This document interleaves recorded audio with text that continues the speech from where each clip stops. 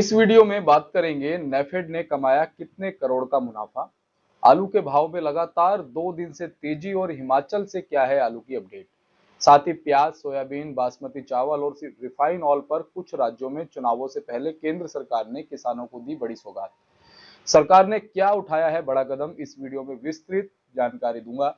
कृषि मंत्री शिवराज सिंह चौहान और महाराष्ट्र के सीएम शिंदे ने अपने ट्वीट में क्या कहा है ये भी दिखाऊंगा, और महाराष्ट्र की विभिन्न मंडियों से आपको आज के प्याज और आलू के भाव आवक सहित बताऊंगा। आज भी आलू के भाव देश की मंडियों में अच्छे नजर आए। आजादपुर मंडी में कल और आज में ही लगभग 100 से 130 रुपए की तेजी आलू के भाव में देखने को मिली, पर अब मानसून का असर ऊना जिले में आलू की फसल पर देखने को मिल रहा है। जिले में इन दिनों किसान आलू की बिजाई के काम में जुट गए हैं और अधिकतर लोगों ने बिजाई भी कर डाली है, लेकिन बारिश होने से किसानों के खेतों में पानी खड़ा हो गया है। इससे आलू की फसल पर संकट के बादल मंडरा गए हैं। कृषि विभाग अधिकारी ऊना के अनुसार अगर 3 से 4 दिन तक पानी खेतों में जमा रहा तो इससे आलू की फसल को नुकसान हो सकता है। वैसे भी ऊना जिले की भौगोलिक परिस्थिति के अनुसार यहाँ पर रेतीली जमीन है, इससे ज्यादा नुकसान आलू की फसल को बारिश का पानी जमा होने से नहीं हो सकता, लेकिन फिर भी अगर बारिश का क्रम जारी रहा और खेतों में पर्याप्त पानी की निकासी के लिए नालियां नहीं बनाई गई तो इससे कुछ हद तक किसानों को नुकसान हो सकता है। अधिकारियों के मुताबिक ऊना जिले में वर्तमान में 2000 से अधिक हेक्टेयर भूमि पर आलू की बिजाई की जाती है। यहाँ पर करीब 70,000 क्विंटल के उत्पादन होने का आकलन इस बार किया गया है। अधिकारियों ने किसानों से अपील की है कि मौसम को मद्देनजर रखते हुए किसान आलू की बिजाई का काम शुरू करें और खेतों में पर्याप्त निकासी की व्यवस्था भी करें। उन्होंने कहा है कि वैसे भी इन दिनों आलू की बिजाई का सीजन चरम सीमा पर है और ऊपर से बारिश का भी लगातार क्रम जारी है। इसके चलते किसानों की दिक्कतें बढ़ गई हैं। तो वहीं दूसरी ओर कहीं कहीं पर किसानों के लिए ये बारिश वरदान बनकर भी साबित हो रही है। लाल सिंगी क्षेत्र के किसानों ने जानकारी दी है कि उन्होंने आलू की बिजाई तो कर दी है, लेकिन लगातार बारिश का क्रम जारी होने से उनके खेतों में पानी जमा हो गया है। इससे आलू की फसल को नुकसान होने का संदेह लगातार बना हुआ है।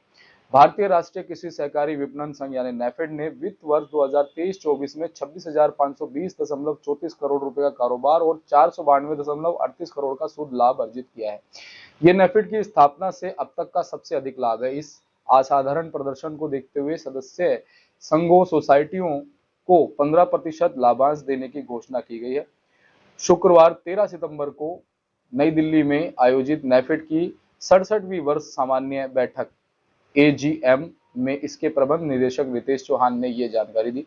एजीएम में विभिन्न सदस्य समितियों और राज्य संघों के लगभग 600 प्रतिनिधि मौजूद थे। नेफेड अध्यक्ष जेठाभाई अहीर ने अपने मुख्य भाषण में प्रधानमंत्री नरेंद्र मोदी को सहकारी क्षेत्र के कल्याण के लिए अलग मंत्रालय के गठन और इस मंत्रालय की जिम्मेदारी केंद्रीय गृह एवं सहकारिता मंत्री अमित शाह को सौंपने के लिए धन्यवाद किया है। उन्होंने सहकारिता मंत्रालय के उन प्रयासों की सराहना की जिन्होंने पैक्स को कृषि उपार्जन, डेयरी, मछली पालन, भंडारण, दवा वितरण, खाद वितरण, पानी समिति, पेट्रोल पंप संचालन जैसे विभिन्न क्षेत्रों में बहुउद्देश्य बना दिया। महाराष्ट्र और हरियाणा में विधानसभा चुनाव से पहले केंद्र सरकार ने प्याज उत्पादक किसान के हक में बड़ा फैसला लिया है। सरकार ने प्याज निर्यात शुल्क 40% से हटाकर 20% कर दिया है। ऐसे में सरकार के फैसले का महाराष्ट्र के मुख्यमंत्री एकनाथ शिंदे ने स्वागत किया है। मुख्यमंत्री ने कहा है कि सरकार के इस फैसले से महाराष्ट्र के लाखों किसानों को फायदा होगा। सीएम एकनाथ शिंदे ने अपने सोशल मीडिया हैंडल एक्स पर पोस्ट कर कहा, मैं महाराष्ट्र के सभी प्याज किसानों की ओर से प्याज निर्यात पर न्यूनतम शुल्क 20% हटाने पर प्रधानमंत्री नरेंद्र मोदी को धन्यवाद देता हूं। प्याज पर निर्यात प्रतिबंध पहले ही हटा लिया गया था, लेकिन निर्यात शुल्क लगाया गया था। इससे किसानों को परेशानी का सामना करना पड़ा। सीएम शिंदे ने आगे कहा कि इस संबंध में मैंने केंद्र से भी अनुरोध किया था। न्यूनतम निर्यात शुल्क $550 प्रति टन हटाने का फैसला महाराष्ट्र के हजारों प्याज उत्पादकों के लिए एक बड़ी राहत है। इससे प्याज के निर्यात में उल्लेखनीय बढ़ोतरी होगी और किसानों की आय भी बढ़ेगी। केंद्र सरकार ने प्याज निर्यात पर $550 प्रति टन की मिनिमम एक्सपोर्ट प्राइस की शर्त शुक्रवार को तत्काल प्रभाव से हटा ली है। Directorate general of foreign trade ने एक नोटिफिकेशन में कहा कि प्याज निर्यात पर मिनिमम एक्सपोर्ट प्राइस की शर्त तत्काल प्रभाव से और अगले आदेश तक के लिए हटा दी गई है। इस कदम से किसानों को फायदा होने की संभावना है। मोदी सरकार ने किसान भाइयों को प्याज, सोयाबीन, बासमती चावल और रिफाइन ऑयल पर बड़ा तोहफा दिया है, जिसके बारे में केंद्रीय कृषि मंत्री शिवराज सिंह चौहान ने अपने ट्विटर अकाउंट पर जानकारी दी और बताया कि खाद्य तेलों के आयात शुल्क को 0% से बढ़ाकर 20% कर दिया गया है और अन्य उपकरणों को जोड़ने पर कुल प्रभावी शुल्क 27.5% हो जाएगा। आयात शुल्क बढ़ाने से सोयाबीन के फसल की कीमतों में वृद्धि होगी और खाद्य तेल निर्माता भी घरेलू किसानों से फसल खरीदने के लिए प्रेरित होंगे, जिससे किसान भाई बहनों को उनकी फसल के ठीक दाम मिल सकेंगे। इस निर्णय से सोया खली का उत्पादन बढ़ेगा और उसका निर्यात हो सकेगा। साथ ही सोया से जुड़े अन्य सेक्टर्स को भी लाभ मिलेगा। वहीं शिवराज सिंह चौहान ने जिक्र किया कि किसानों की प्रगति के प्रति संकल्पित मोदी सरकार ने प्याज के निर्यात शुल्क को 40% से कम करके 20% कर दिया है। निर्यात शुल्क के कम हो जाने से प्याज उत्पादक किसानों को प्याज के अच्छे दाम मिलेंगे और प्याज का निर्यात भी बढ़ेगा। सरकार के इस निर्णय से किसानों के साथ प्याज से जुड़े अन्य सेक्टर्स को भी सीधा लाभ मिलेगा। इसके लिए आदरणीय प्रधानमंत्री जी को धन्यवाद। वहीं मोदी सरकार ने बासमती चावल से न्यूनतम निर्यात शुल्क को हटाने का निर्णय भी लिया है। निर्यात शुल्क के हट जाने से बासमती उत्पादक किसानों को अपनी उपज के ठीक दाम मिलेंगे और बासमती चावल की मांग बढ़ने के साथ ही निर्यात में भी वृद्धि होगी। वहीं रिफाइन ऑयल के लिए मूल शुल्क बेसिक ड्यूटी को 32.5% तक बढ़ाने का निर्णय लिया गया है। इस निर्णय से रिफाइनरी तेल के लिए सरसों, सूरजमुखी और मूंगफली की फसलों की मांग बढ़ेगी। किसानों को इन फसलों के बेहतर दाम मिल सकेंगे और साथ ही छोटे एवं ग्रामीण क्षेत्रों में रिफाइनरी बढ़ने से वहां रोजगार के अवसर भी बढ़ेंगे।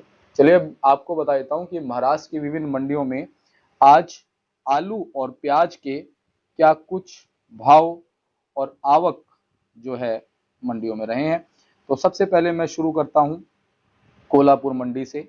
तो आज यहाँ पर प्याज की आवक की बात करें तो 3575 क्विंटल प्याज की आवक रही। 1500 रुपए भाव नीचे का, 5200 ऊपर का, 3200 जनरल पोजीशन।